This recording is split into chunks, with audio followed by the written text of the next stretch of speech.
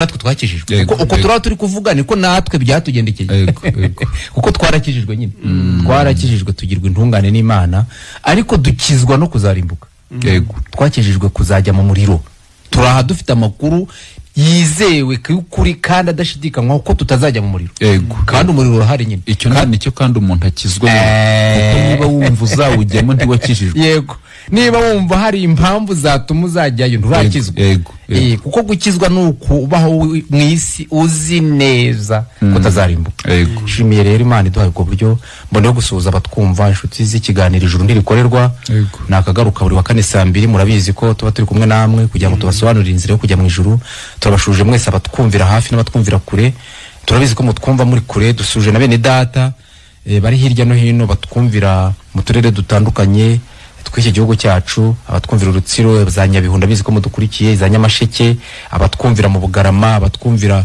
mu Majyepfo mwese abatwumvira mu mujyi wa Kigali abazakomeza kutwumva binyuze no kuri internet no hirya none mwese turabashuje mu izina rya Yesu abarazwe ijuru binyuriye mu rupfu rwa Yesu Kristo amen ndabashuje rero mu izina rya Yesu nanjye y'amazina ni Saratieri mutagatifu ndawiga umugabo nanjye nshimiye Imana ku mazina ni Mushinzimana Theophile mfatikanije n'abagenzi banjye turi kumwe muri iki kiganiro nanjye nabashuhuje abadukurikiye mwese kugira ngo n'undi tubane muri uyu mwanya mwiza kugira ngo n'ubundi turushaho kugenda dusobanukirwa ukuri impamvu ariko ukuri kumeze kuko tumvikana cyane mu bantu nuko ikinyoma cyaganje mu bantu hakurikije yuko ise w'ibinyoma nyine ari we wigaruriye abari mu isi ariko se w'umucyo cyangwa se w'ukuri nawe abero kugira ngo ayobore abantu mu kuri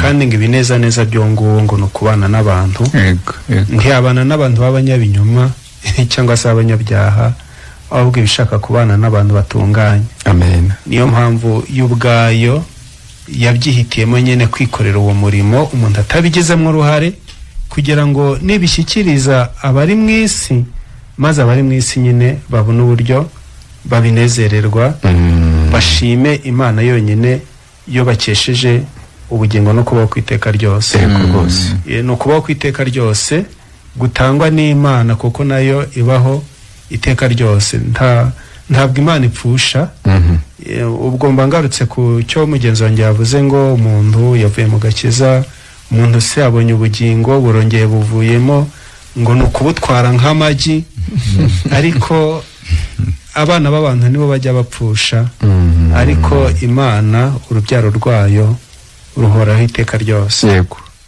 ndatinze kadusome amagambo aboneka mu rwandiko rwa mbere Paulo yandikiye Timoteyo turasoma mu bice 2 ufite Bibiliya yera aradusomera umurongo wa 4 wa 5 n'uwa 6 turasoma mu binyarwanda byose kugira tubyumve neza wasoma reka dusome muri Bibiliya yera urwandiko rwa mbere Paulo yandikiye Timoteyo ibice ni 2 umurongo batubwiye no wa 4 haranditswe ngo ishaka ko abantu bose bakizwa bakamenya ukuri kuko hariho Imana imwe kandi hariho umuhuza umwe w'Imana n'abantu nawe ni umuntu ari we Yesu Kristo witangiye kuba incungu ya bose ibyo byahamijwe mu gihe cyabyo hano muri biri jambo ry'Imana haravuga ngo ku murongo wa 4 ishaka ko abantu bose bakizwa kugira ngo babashe kumenya ukuri byuzuye hariho Imana imwe rukumbi kandi umuhuza wayo n'abantu n'umwe nawe ni umuntu ni Kristo Yesu witanze agapfa ngo abere incungu abantu bose icyo ni icyemezo cy'uko Imana ishaka ko abantu bose bakizwa cyatanzwe igihe kigeze kadusome no muri Bibiliya ntagatifu iyo ishaka ko abantu bose bakira kandi bakamenya ukuri koko rero Imana ni imwe rukumbi n'umuhuza w'abantu n'Imana akaba umwe ni Yesu Kristo umuntu nyirizina witanze ngo abe incungu ya bose. Ngicyo icyemezo cyo gukizwa kwacu cyatanzwe igihe cyabigenewe kigeze. Imana ibihimbarizwe cyane ku bushake bwayo, kuko ngo ubushake bwayo nuko abantu bose bakira ngo kandi bakamenya ukuri. Yesu yamije yuko ukuri ariko ngo kubasha gukura abantu mu bubata, hakurikije yuko ubusanzwe icyo abantu Imana ashaka kubakiza ni urupfu rwazanywe n'icyaha, nk'uko yari yarabibwiriye umukurambere wacu Adamu muri Edeni, amubwira yuko umunsi yakoze icyaha no gupfa azapfa. Biba itegeko ridakuka ko ibihembo by'ibyaha ari urupfu. Ibyo byahamijwe n'Imana. Uko rero kutumvira Imana kwa Adamu byahwaniye urubyaro rwose ruteranirijwe muri we kuba abatumvira Imana, bahinduka ibicibwa imbere y'Imana. Ariko kuko bari bayobejwe na Sekibi, agaragaza ko hari ukundi kundu babigenza kugira ngo bongere bahure n'Imana, bongere babonane n'Imana. Ubwo kamvuge ngo ise w'ikinyoma abazanira ikinyoma cyuko hari uko bakora bakongera gahora n'Imana, kandi Imana yo yararangije gushyiraho urugabano rubatandukanya nayo rushingiye kuko bo bari barangije kuba banduye imbere y'Imana. Byumvikane yuko nta wanduye wabonana n'Imana, wasanga Imana. Kugeza none abantu benshi banduye b'abanyabyaha nabo babyiyizeho ko ari abanyabyaha, bavuga ko bagiye gushaka Imana. Ariko si Imana nyine, binashobotse ko wayishaka wayihingukaho gutura umunyabyaha. Ubwo se uyibonye wayigera imbere ntiwabaho. Ariko no ku mpamvu zo kutamenya bibwira ko ibyaha byabagaragayeho inyuma ko ari byo byabatandukanije n'Imana, ntibamenye yuko batandukanijwe n'Imana uhereye mbere bagicumura muri Adamu. Imana rero ishaka kukumenyesha ukuri kuri icyo ngicyo, yuko ishingiro ry'icyaha cyawe ari muri kavukire. Yego.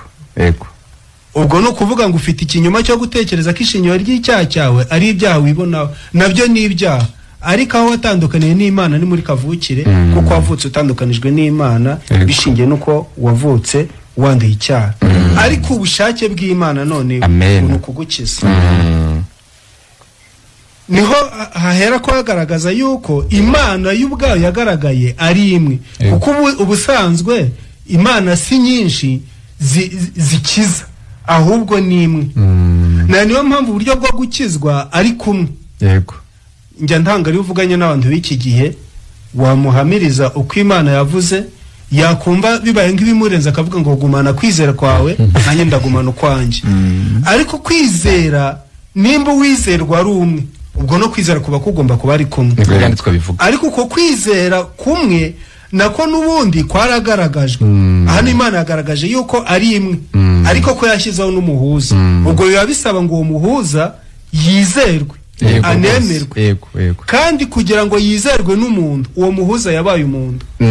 Ariko no kugira ngo Imana imugirire icyizere ko uwo muntu yamuhuza n'abantu, biba ngombwa yuko ubwo Imana yagiriye icyizere uwo wabaye umuntu niwe Kristo Yesu. Yego rwose. Ariko impamvu yamugiriye icyizere nuko we yagaragaye ari umuntu ariko adafite icyaha. Noneho araza nawe ahinduka umuntu imbere y'abantu kugira ngo abantu bamwisangemo, ariko icyo yaragendera kwa kugira ngo iby'abantu bibone uko bibarwa kuri we. Yego.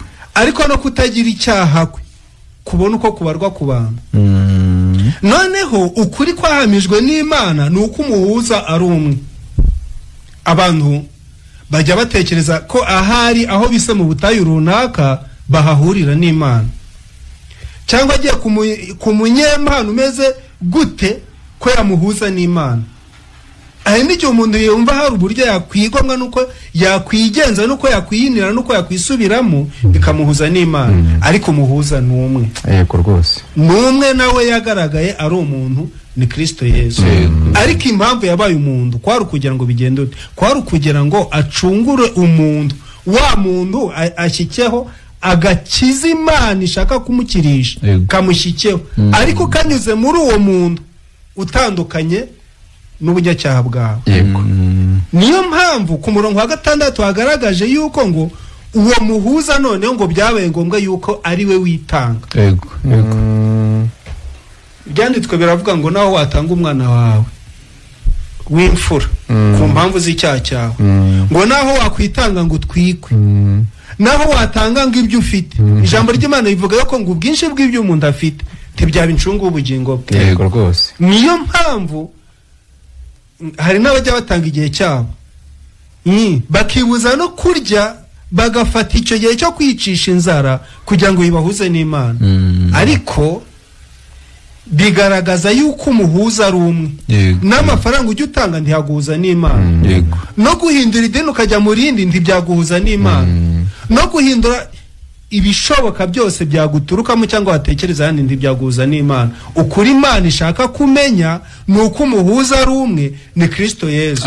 Ariko nayo ngo kugira ngo aguhuze n'Imana byagenze bite? Byagaragaye yuko ngo niwe witanze ngo abe incungu. Ariko se yabaye incungu yandi? Niwe wicunguraga se? Yabaye incungu ya bose.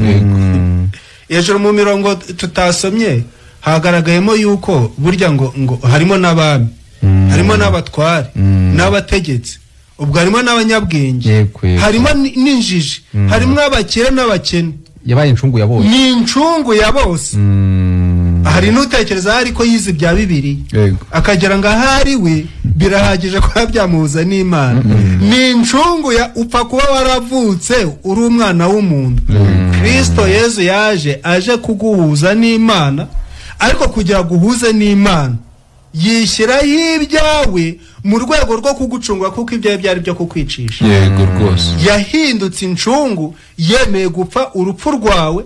None nukuvuga ngo urupfu rwe abari rwo ruhinduka uruguhuza n'Imana. Imana ishimwe cyane kuko yabaye wowe arapfa, ariko nawe gukiranuka kwe akukuzanira kugira ngo nukwakira uherwe ubugingo buhoraho kuri we. Noneho ngo icyemezo cy'agakiza nuko Yesu yapfuye. Amen. Urumva icyemezo cy'agakiza nuko Kristo Yesu yapfuye, na niwe tuzagumya kuvuga. Nibyo. Niwe tuzagumya guhimbaza, niwe tuzagumya kubwira abantu. Dore ko hari n'ababa batwumva bajye bavuga bati ngo tubabwire ibindi. Hari nk'uwamugaye gushira ati mwazatubwiye ibindi, ariko nta bindi twe tuzavuga. Tuzagumya tubabwire Kristo Yesu kuko niwe wapfiriye umuntu, niwe watugejejeho agakiza. Impamvu tuzagumya kubabwira, ubonye yabaga hari n'undi utanga agakiza, yaba hari twamuvuga tuvuga Yesu, none ejo tukavuga undi, none nta wundi uhari, n'umwe gusa. Naha babitubwiye ngo umuhuza w'abantu n'Imana n'umwe. Ubumwe niwe tuzagumya kuvuga kuko dukeneye ko abantu biyunga n'Imana. Dukeneye ko abantu bamenya uburyo ubwiyunge bwabo n'Imana bwabonetse byaciye kuri Kristo. Niwe tuzagumya kuvuga kuko uretse ko abantu babyumva gake, Kristo Yesu na Alpha na Omega. Bibiliya imuvuga iravuga ngo yari ijambo ry'Imana, ngo ndetse ngo yahoranye n'Imana, ngo ndetse ibyaremwe byose nta na kimwe kitaremwe nawe. Ubwo reka mvuge ngo iyobokamana ritavuga Kristo n'urupfu siryo rwose rirapfuye. Ubwo si Imana riyoboka. Yego rwose. Kuko iyobokamana, kuko none se wakegerana n'Imana gute nta Yesu? Niwe kiraro, niwe teme. Bibaho. Yesu Kristo niwe kiraro rega, niwe nzira, niwe cyungo. Uziko ari nawe utura Imana ikemera ituro. Yego. Iyo ushaka gutura ituro ryiza, bantu mujya mutura, utura Yesu Imana ikavivura. Ubwo amafaranga ntiyayemera. Yihoye. Iyo tuye amafaranga ubaye nka Gahini. Niyo mpamvu Kayini batemeye itoro rye. Yajyanye ibishyimbo. Ajyana amafaranga. Urumva ibintu yatwaye ni ibintu by'umubiri. Ni ibintu bibora, ni ibintu bishanguka. Ariko Imana ishimwe, Abeli yahaye Imana amaraso. None we ahita akora ku mutima w'Imana ati ni nkaho yakamubwiye ati uvumbuye gute ko nzabacunguza amaraso? Ndakwemeye ati niryo turo ndaryemeye.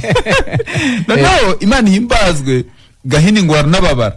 Ariko Imana iramubwira ati se uyu bigenza kuriye, uko wewe nari kukwemera. urinduza n'ibyo bishyimbo iyo uzana amaraso ko n'ubundi amaraso atavuye umuntu atababarirwa. Bigaragaje ko Imana irebaho cyane ari ubugingo. Ubugingo bwari bupfuye ishaka kubucunguza ubugingo buzima. Yego rwose. Rero Imana ishimwe, nashimye ukuntu Imana yavuze ngo icyo ishaka ubushake bw'Imana nuko abantu bose bakizwa. Bantu mutwumva, ubushake buri mu Mana nuko mukizwa. Ariko ubundi Patrick, uko gukizwa nyine kukishaka ko bakizwa, abatwumva twagombye kumvisha n'impamvu abantu badakijijwe. Yego rwose. Kuko niba iri gushaka Imana yo ngo umugambi wayo n'ubushake bwe irashaka abantu bakizwa. Ariko kuki badakijijwe? Urumva wenda umwanya bari muto ariko haba ibintu byinshi ndakoraho gato. Urumva ntabwo umuntu akijijwe kubera iki? Umuntu yatandukanijwe n'Imana kubera icyaha. Umuntu yavukanye icyaha cy'inkomoko kimutandukanya n'Imana. Umuntu afite kamere y'icyaha yamutandukanyije n'Imana. Noneho iyo umuntu amaze kuba ku isi agakura arabimenya, kuko utangira kujya wumva Imana mutari kumwe. Abyiyumvamo. Hari ukuntu umuntu akoze ku buryo wumva Imana mutari kumwe. Kandi kabihari. Kandi kabiri iri hafi yawe inariho, ariko kumva wowe urayibuza, urayikeneye. Nicyo gituma ujya kuyishaka. Iyo ujya kuyishaka uyishaka buriya nkunda ukuntu abantu bumva Imana neza. Mu rundi ruhande bazi ko Imana uwayishyikiriza ibintu byiza yamwemera. Niyo mpamvu umuntu atavuga ati rero ngiye gukoresha uko nshoboye kose nkora ibintu byiza, ariko nabwo ukajya ubona ni bibi biri kukwitanga imbere. Noneho ibyo wagerageje kureka ukabyita ko wakijijwe, nyamara nawe Imana iracyari kukubwira ngo ndashaka kukizwa. Ntabwo ukijijwe nubwo hari ibyo waretse. Nubwo hari ibyo waretse, nubwo wayobotse idini, nubwo ufite ibintu ukora wita iby'Imana, nawe Imana iri kukubwira ngo irashaka kukizwa.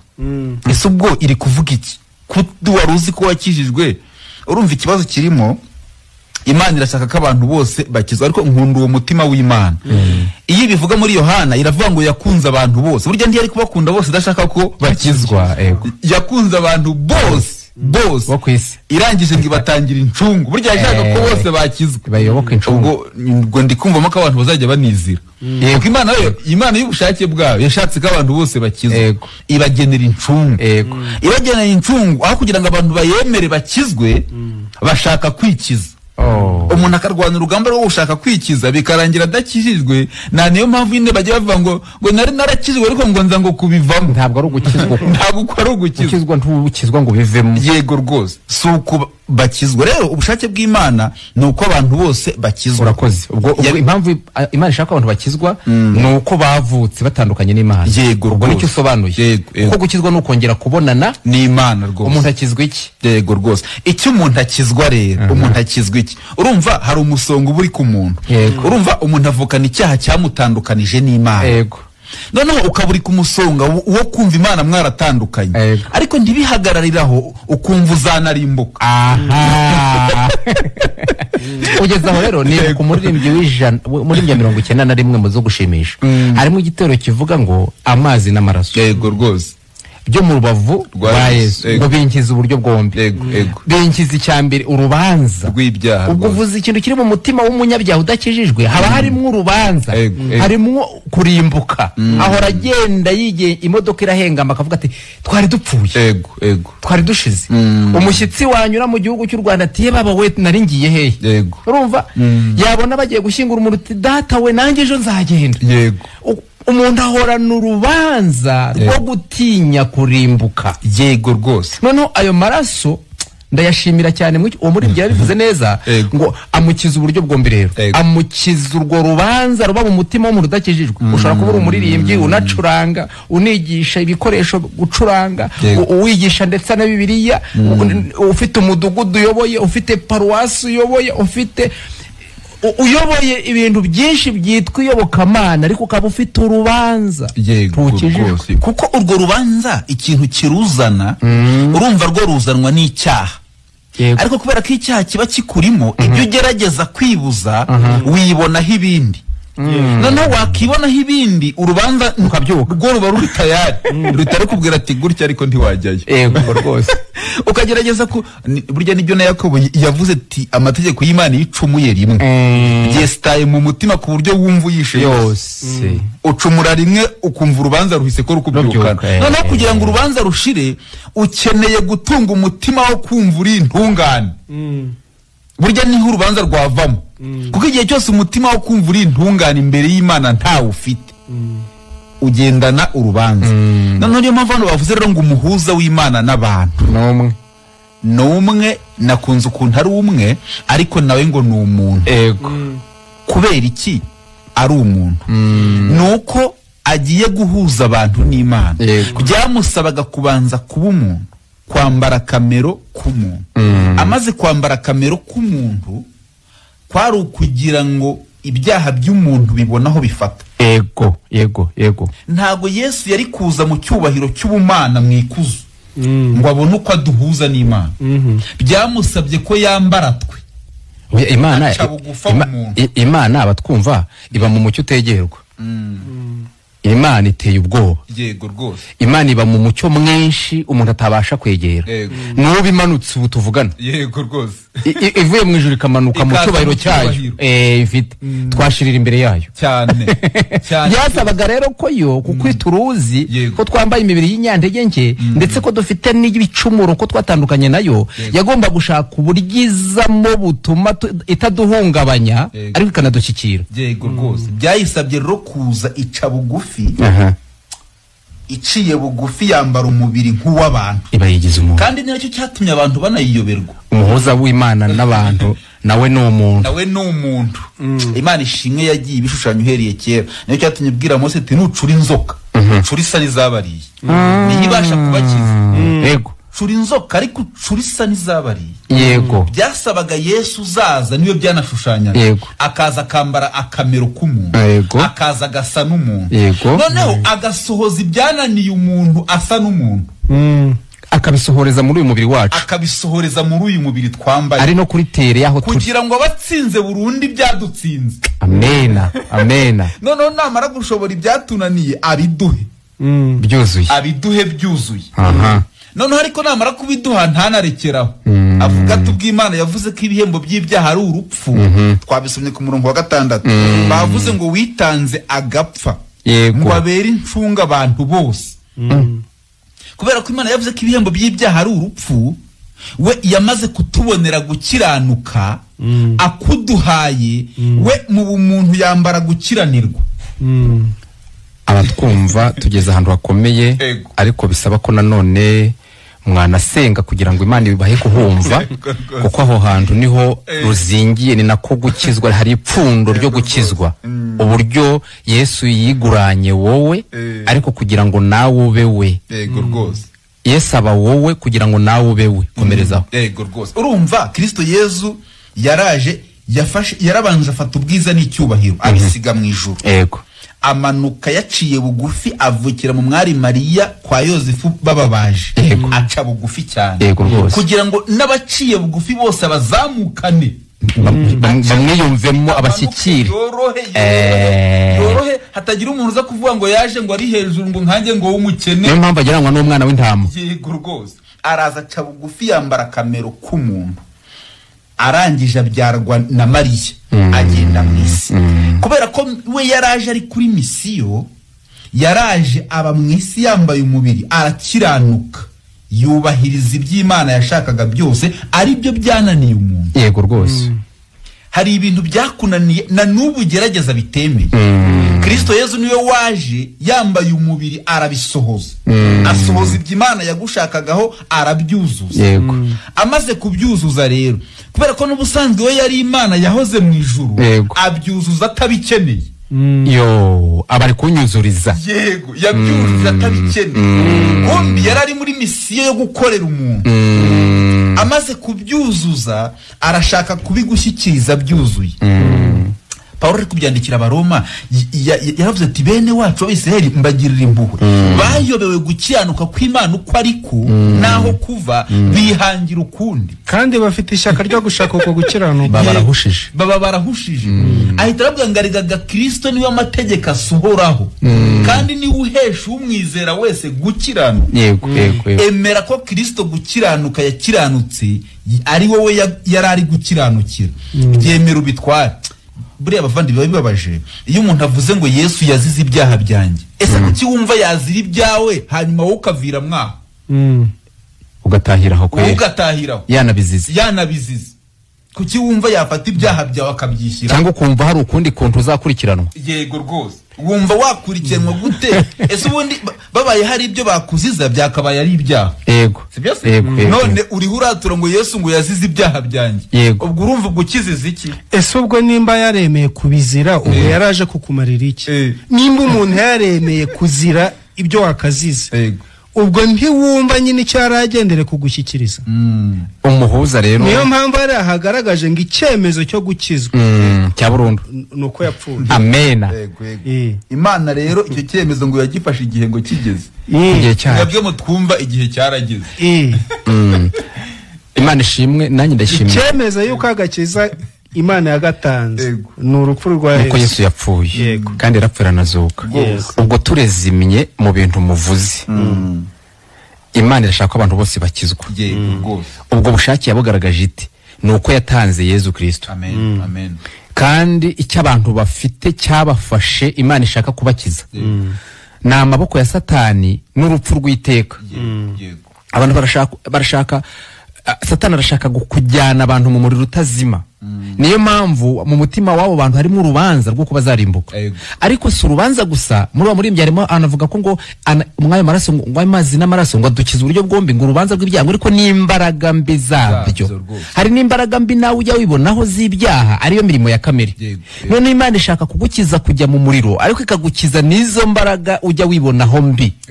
Noneho rero nta handi wabikirira suko wakigengesera suko wabivuga amazina suko wayoboka idini runaka ahubwo nuko wumva uyu muhuza urayoboka umuhuza. Ego uyu muhuza yajemo hagati azari Imana ariko yigira umuntu kugira ngo ashyikirane n'abantu. Amaze gushyikirana n'abantu abwira Imana ati nababonye nafashe ibyaha byabo dore nabyambaye aranabizira kugira ngo bive ku bantu. Wowe twumva wumve ko ibyaha byawe byakuvuyeho. Icyemezo cya burundu nuko Yesu yapfuye. Yesu yishyizeho ibyaha byawe ajya mu rupfu arabizira. Amara iminsi atarazuka azukira kugira ngo asoze igikorwa yaraje kugukorera hagati yawe n'Imana akunge n'Imana. Noneho afata gukiranuka. Yesu yakiranutse kuko Yesu yari Imana. Uko gukiranuka n'ingera ari gukiranukira ni wowe. Uko gukiranuka arakuguhereza akuguhereje kugira ngo nawe utaragiraga ubumana. Kuko ubumana no gukiranuka nyine. No kugira ngo nge nakegera Imana ariko ndi umukiranutsi. Ariko ufite gukiranuka nabwo nahawe n'umuhuza. Imana ishimwe. Umuhuza yajyanye ibyaha ariko anamba gukiranuka. Wowe utwumva umuhuza yajyanye ibyaha warukurikiranyweho ariko anaguhereza gukiranuka kuzana. Imana igushaka. Bibiliya yita gutsindishirizwa. Amena. Gutsindishirizwa no kuba watsinze ariko atari wowe warwanye ukabona undi muntu uvuga ngo gutsindishirizwa twebwe twaratsinzwe. Yego gukiranukira Imana byaratunaniye. Bimaze kutunanira twemera ko twatsinzwe. Tumanika amaboko. Haza umuntu witwa Yesu Kristo araza atsinda ibyadutsinze. Amen. Arangije aduha ibyo yatsinze tumuha gutsindwa. Gutsindwa kwacu arakujyana nawe atwihera gutsinda kwe. Bibiliya byita gutsindishirizwa. Amen. Twaratsindishirijwe. Ngiyo rero umurimo ukomeye umuhuza yadukoresha. Ubwo gukiranuka Imana igushakaho nuko nguko Yesu yakuzaniye. Yego rwose. N'igihano Imana ashaka guhana umunyabyaha nicyo ngicyo yahannye Yesu. Ngizo ngubwo ubushake Imana yagize bwo kubabarira no gukiza umuntu. Ubyemeza umutima bikabyaho. Umutima wawe ukabutashye mu ijuru. Wowe wabyemeye none urarara mu ijuru. Cyane arahita ribona. Nta yindi procedure no kwemera mu mutima ko umuhuza yabonetse kandi ko ingurane yatanzwe kandi ko icyemezo cya burundu ari urupfu rwa Yesu. Imana ishimwe. Imana himbazwe wenda turinda kubaho umurongo ariko ibyo twariho dusobanura na Yesaya yarabihanuye yaravuze ngo ubwe ngo yashenjaguriye gukiranirwa kwacu. ariko igihano cyari buduhesha amahoro cyabaye kuri mwizere Kristo Yesu mu buhoke muraba mumenye ukuri byuzuye umurongo dusangira ikiganiro tubahe umurongo wa telefone muduhamagare 078 yego 0788 makumyabiri 25 0788 44 Airtel ni 07 83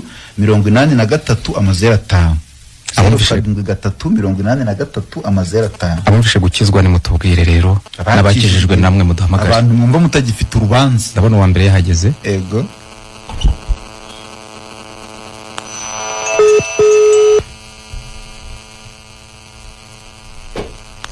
Alo? Alo? Turakumva uri nduherereye he? Zirimo abagabo ku ntenyi. Uri? Zirimo abagabo ku ntenyi. Yego ku ntenyi zirimo abagabo turakumva. Nyine. Wakijijwe? Yego nakijijwe nakira umwami Yesu nk'umukiza mu bugingo bwanjye. Wakijijwe iki? Ko nemeye yuko Yesu yitanze namuhereza ibyaha byanjye ameza gucungurwa kwiwe.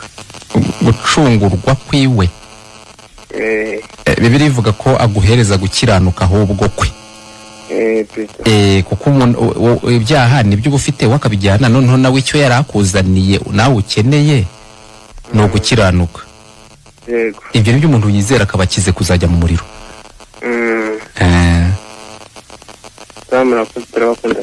Urakoze nawe cyane kuduhamagara. Alo? Gerageza wongera ijwi.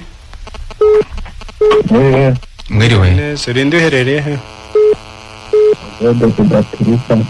Yego. Ande nakijijwe. Neza neza. Ni icyo wumvise mu kiganiro? Ndetse ko nyine ese yatwitangiye amambe yo kumva ko tuzarimbuka ko yamaze kwitangira nyine ubwo nta kurimbuka kuri imbere yacu ugomba kuba n'isi twizeye ko ijuru turifite. Wowe nande?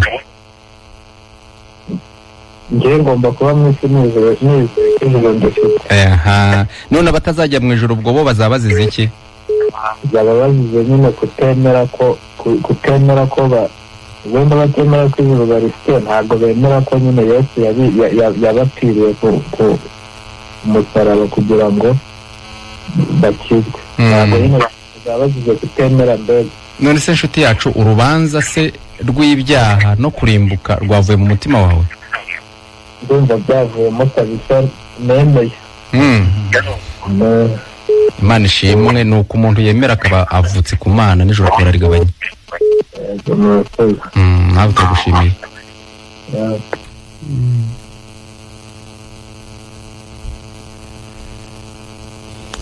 Alo? Mwiriwe neza kandi rekemu. Mwiriwe namwe. Yego yego. Ndagumva. Inde? Ntabwo tukumva? Alo? Marizo yabyanze yatumye tutamwumva. Niba mukundire wenda yaze kongera. Alo? Alo? Alo? Turakumva uri nduherereye he?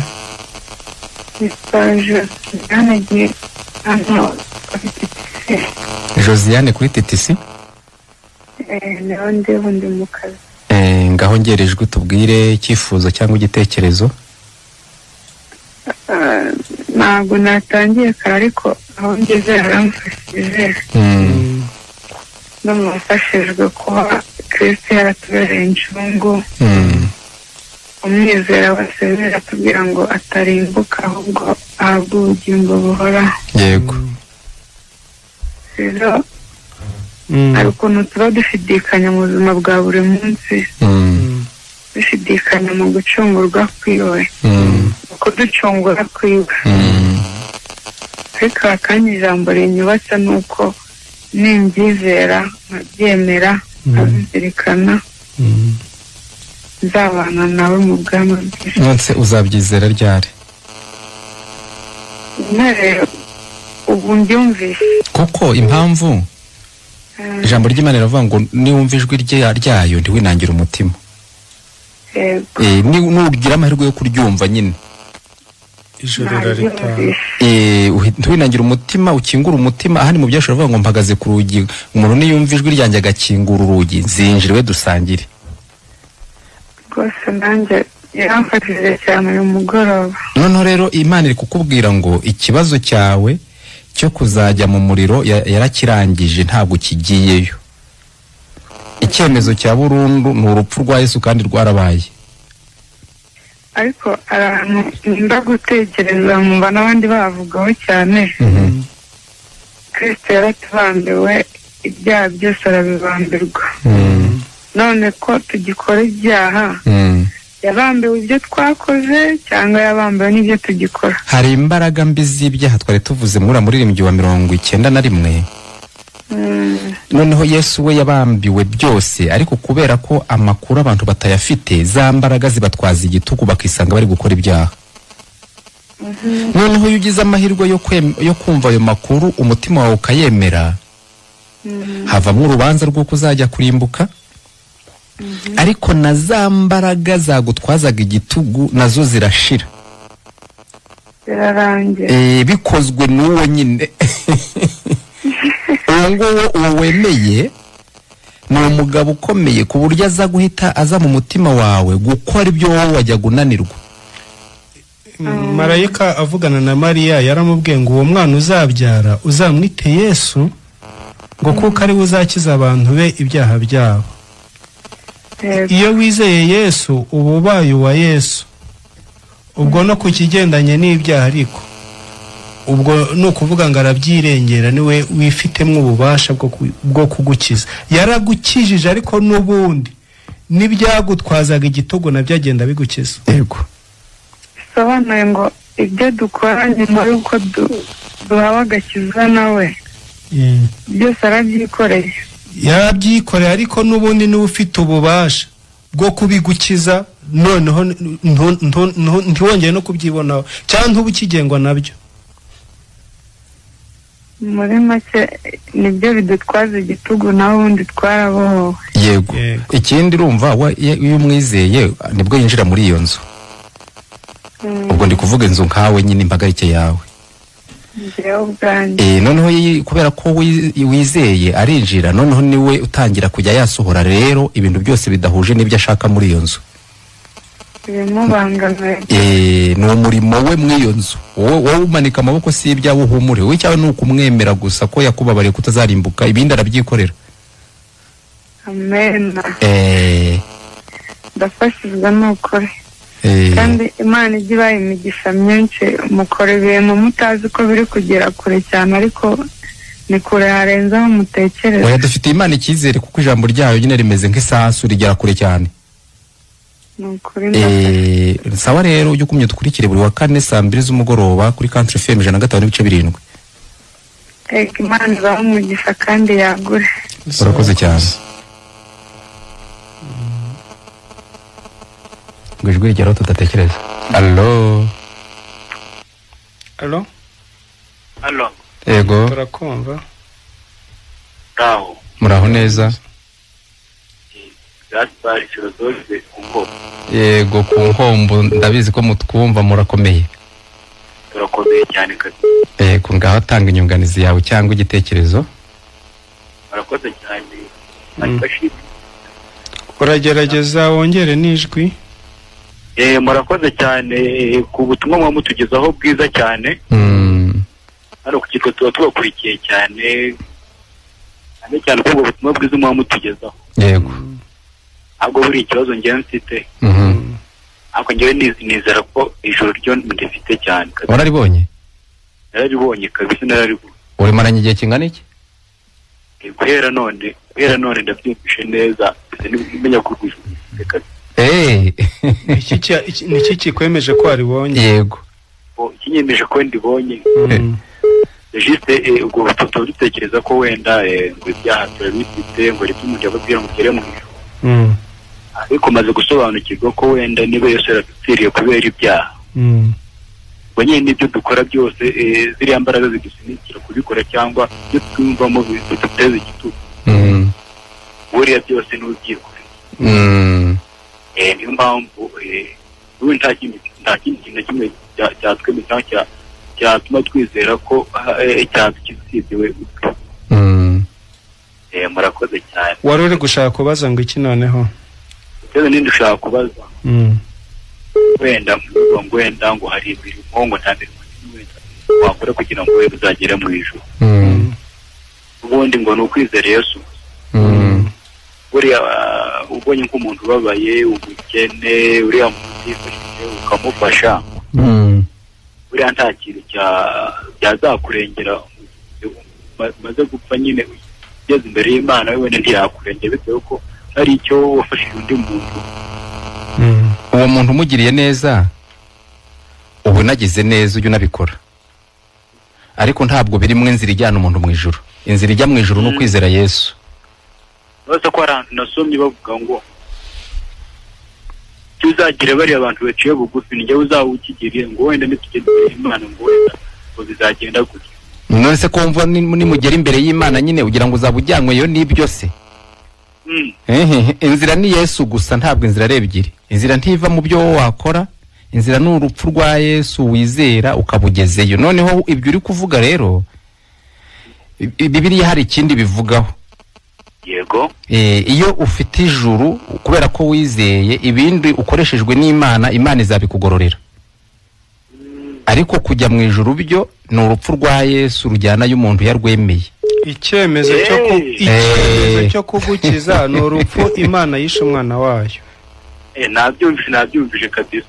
None umuntu ushaka kujyanwa n'imirimo we ntiyajyayo. Niba ari ukwizera cyane tubivanye ku mutima, ukwizera cyane tubivanye ku mutima. Ni ukwizera Yesu wenyine. Sawa ijoro ryiza rizira abagaka n'amakaraza turabakunda cyane. Usubiza abo ku ngombo. No ku Kinyabaranga baratwumva, no ku kirwa cy'Ijwi baratwumva. Namwe mujye muduhamagara mutubwire uko muri kumva ikiganiro ijuru nirikorerwa, kuko abantu bamaze gukwama bazi ngo rirakorerwa kandi Imana ritangiye ubuntu. Allo. Amahoro meza bavandimwe. Amahoro Mama Delphine Nkungu. Yesu nashimwe. Iteka ryose mwene data. Nshimiye Imana ndikumva wakize. Imana yarakoze. Ihimbazwe iteka. Twanezerewe mbega uburyohe bwo muri Yesu. Yesu araryoshye pe. Nyine nshimiye Imana kuri ijambo iduhaye. Uburyo Imana yifuza ko abantu bose bakizwa. Yego. Nshimiye Imana nyine ku bwa Yesu. Uburyo yitanze kugira nyine ngo tubone ubugingo. Amen. Ariko abantu bakurikiye ikiganiro bumve uburyo mu rupfu rwa Yesu ariho hahishemo ubugingo buhoraho. Yego rwose. Hari amagambo avuga uburyo ngo umurage ugira agaciro iyo nyirukuraga atakiriho. Iyo yapfuye. Rero basi bumve ko nyine umurage w'ubugingo buhoraho tuwufite twaruhawe Kristo akimara gupfa. Twahise tuwegukana. Ubwo rero umuntu wese yumva ko ubona. Yego rwose. Nshimiye Imana ku bantu bagiye bahamagara nyine Imana yahaye kwizera. Ariko n'abandi ni ukuri bakingure Yesu yinjira. Hari umuntu utubwiye ngo irijwi ngo rigera ahantu ngo tutashobora kumenya ngo kure cyane. Iri namwumvise. Ngo kandi rigakora ibintu. Rigakora ibitangaza. Nibyo ijambo ry'Imana inkota. Isebera mu mugi yombi. Yego. Imana irakoze ndayishimiye cyane. Basi nyine igumye yamamare nkuko yamamaye n'ubundi. Amena. Mbashimiye Imana bavandimwe, reka ngumye numva abandi. Usuhuza abatagatifujwe b'inkungu. Yego ndabasuhuza kandi tuje abera bose bari kumva ikiganiro. Yego rwose barakwikirije. Madelphine arishimye. Uriya nawe Imana mutabaye yaratagangaye. Ishyamba rya Mudongo yarihoraga amasenga abaza uburyo yazajya mu ijuru, uburyo azandikwa mu gitabo cy'ubugingo. Kera wa muntu. Allo. Oui, urinde baridihe. Mwiriwe. Tubwire turakumva, ongera ijwi. Allo? Ntabwo atwumva, nta marezo afite. Allo? Halo, Turabumva neza. muravugana na Pascal ku Ngombo. Yego Pasi we. Turabashima cyane ku kiganiro mukomeje kutugezaho. Ni byiza cyane rwose, mu masomo turayakunda cyane. Gusa nyine kumvisha ukuntu twacunguwe, n'uwaducunguye uwo ari we, ariko aho mwageze muri kudusobanurira uburyo icyaha gikorwa n'uburyo gikira, ntabwo nabashije kubyumva neza, kubera ko hari n'andi masomo baba baragiye batwigisha ukuntu umuntu wa mbere yacumuye. Mwabivuzeho, nigeze numva mubivugaho, ariko mbere y'uko umuntu akora icyaha hari ikintu kiba cyabimuteye, wenda icyo twakwita nka kamere mbi. Iyo kamere mbi cyangwa se wenda sinful nature ku basomye Bible y'icyongereza, aho hantu muzahadusobanurire cyane kugira ngo turusheho guhumva imbere umuntu akora icyaha ikiba cyabimuteye n'ukuntu byatangiye, kuko ndumva icyaha atari cyo cya mbere, ahubwo hari icyabaye icya mbere, icyaha ni icya kabiri. Hari icyo umuntu yakiriye bwa mbere, icyo yakiriye nicyo cyamuteye gukora icyaha. Yego rwose, ndumva ahubwo ubwo se ugira ngo ntunabivuze. Ndumva no kubivuga, ariko nta cyane oya, tuzaguma tusobanure aho hantu tuhumve. Nyirabayazana tuzaguma tusobanure, kandi nyine ubu nabarije n'abandi benshi tuzagumya dusobanure nyirabayazana w'icyaha, n'ikintu gituma abantu bakora ibyaha batabishaka bakongera bakabikora. Ako kandi nari mvuze nka gahoze n'umugani abanyarwanda baciye, nko kugira ngo wowe icyo gitera ngo wakwica ikibimutera. Ako kandi rwose ukuntu urwo rubori rwatuvamo tukaba abantu bazima, muzacukumbure cyane muhatubwire. Nibyo rwose tuzahasobanura, ntugire ikibazo. Aho murakoze cyane. Turagushimiye. Ku Ngombo baradukurikira cyane, hari abakunzi bacu benshi. Imana izaduhe n'uburyo bwo kugerayo tuganire nabo live. Katwakira undi muntu umwe nimba ariho. Uriya yaje. Allo? Turakumva, nunyarutse igihe cyagiye. Allo? Ndarezo afite ahari. Hari igihe umuntu ahamagara ariko bikarangira ndarezo umuntu afite, bikarangira rero n'ubundi tutamwumvishe, cyakora akaba yatwumva ariko nditumwumve. Ariko kuri kiriro uwo muvandimwe yaravuze n'ubundi. Yego. Sinzi niba witwa Mwakira, katumwakira ntacyo. Allo? Yagiye. Nyirabayazana ni uburyo Adamu yacumuye. Yego rwose. Adamu yaracumuye, twese duhinduka abanyabicumuro. Twese duhinduka abanduye. Bibiliya iravuga ngo umwe yakoze icyaha bose bahinduka abanyabyaha. Noneho duhita tunagabana imbaraga y'umwanzi idukoresha ibyaha tubishaka tutanabishaka. Nuko umuntu yavutse yisanga. Umuntu yavutse asanga ari umugomeramana, yavutse asanga nta mana agira, yavutse asanga yuzuye ubwoba, yavutse yumva yaratandukanye n'Imana, yavutse yumva afite urubanza muri we, yavutse yumva ashaka gukora ibyiza ariko nta bushobozi bwo kubikora. Ibyo Imana bivuga ikoresha umwanditsi w'Abaroma igice cya 5:18, avanga igicumuro cy'umuntu umwe ari wa Adamu cyatumye abantu bose bahinduka abanyabyaha. Urumva habaye igicumuro kimwe muri Edeni, abantu bahita bajya mu gatebo kamwe. Imana yivuga ko umuntu ari umunyabyaha ntigikora detail, ntishingira ku byo yakoze, ahubwo ishingira kuri kavuti abaturuka. Ari nacyo uriya yari ari kuvuga ati icyo kintu icyo gitera tubikora icyo gitera. Ibaze kumva Imana yakwita umuntu ngo umunyabyaha kandi abantu bamwita pastor. Yego rwose. Ariko Imana ishimwe nayo ije kugikemura, yaravuze ngo Kristo utaregeza amenye icyaha, Imana yamuhinduye cyo. Inde Kristo Yesu ubwo arije kugikemura ikibazo cy'abantu.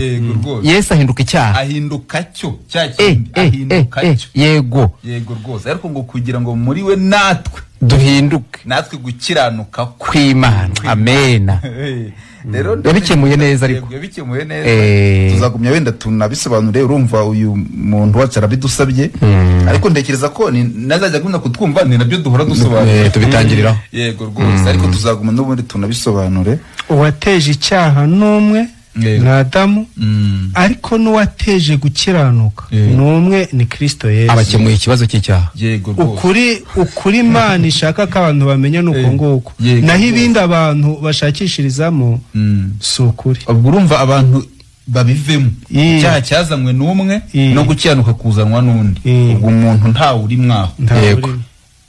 Adamu yakoze icyaha uhinduka umunyabyaha. Yemera ko na Kristo yakiranutse, byemera umukiranutse. Umuntu we nuko bibarwaho gusa. Ari ibyaha no kubibarwaho, ari no gukiranuka no kubibarwaho. Byose no kubarwaho. Ariko bisaba ngo nanone umuntu yemere. Yego, byemererwa. Yego. Kuko ibyo byo tuvuga deja byamaze gukorwa. Mama Delphine avuze ikintu gikomeye nkungu, aravuze ngo umurage ngo ugira agaciro ari uko wuraze yapfuye. Umuntu waturaza ubugingo buhora no kuba intungane byasabye ko nawe abyemeresha urupfu. Donc ibyo duhaye icyemezo cya burundu nuko apfa. Ariko Imana ishimwe ko abantu bose baraga, ntago iyo bapfuye wegukana ibyabo. Ahubwo umubyeyi wacu ni Imana, niyo yaje muri Kristo. Noneho ituraga ubugingo, imaze gupfa turabufata. Amena. Ubwo rero nyirukuraga yarapfuye, nimwegukana ibyo yaturaze. Dushimiye abatwumva, reka tutange nomero zacu kugira ngo abantu basi nyuma yuko tuve muri studio babashe kujya banaduhamagara hirya studio. Saratiere ni 0788 61 6 Iza Theophile ni 07 82 7 9 8 7. Dushimiye Imana batwumvishe bose na butaha aho kwa kane Imana bamugisha. Yego. Natwe twakijijwe. Uko turaba turi kuvuga niko natwe byatugendekeye. Kuko twarakijijwe nyine. Twarakijijwe tugirwa intungane n'Imana, ariko dukizwa no kuzarimbuka. Yego. Twakijijwe kuzajya mu muriro. Turaha dufite amakuru yizewe kuri kandi adashidikanywa ko tutazajya mu muriro. Yego. Kandi umuriro urahari nyine. Icyo nicyo kandi umuntu akizwa. Kuko niba wumva uzawujyamo ntiwakijijwe. Yego. Niba wumva hari impamvu zatuma uzajyayo nturakizwa. Yego. Kuko gukizwa nuko ubaho mu isi uzi neza ko utazari